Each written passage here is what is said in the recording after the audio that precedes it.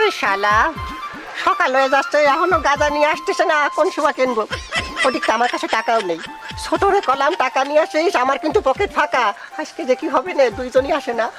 আরে বড় ভাই যে একবারে লাইনের মাথায়, তা সেই ছোট ভাই কই? ও বুঝতে পারিছি, আপনি নিয়ে যাবেন আর দুই ভাই তুই এক জায়গায় খাবেন, তাই না?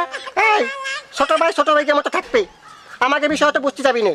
শোন, তোগের সাথে গাঁজা খেয়ে আমার পোষায় না। আমার লাগে কেজি কেজি একটানে একটা বিড়ি শেষ হয়ে যায়। আর তোগে বংশ আর আমার বংশ কোথায় জানিস? আমাকে 14 গোষ্ঠী কবে থেকে গাঁজা খেয়ে আসে। আমাকে লেভেলে আর তোগে লেভেলে একসাথে দেখা যায় না। শোন, আর একটা কথা বলি, আমি জানি তোরা কিনে খাওয়ার মতো তোদের কাছে টাকা পয়সা থাকে না। কোনো সময় যদি তোর কাছে গাঁজা শর্ট পড়ে আমার কাছে চাটিয়ে আসবি না, আমরা কিন্তু দেবো না, কোনো সময় দেবো না। এইসব আমার কাছে চাটিয়ে আসবি, তোকে বংশ আমাকে বংশতে যায় না। ও মা, বড় ভাই এই দিন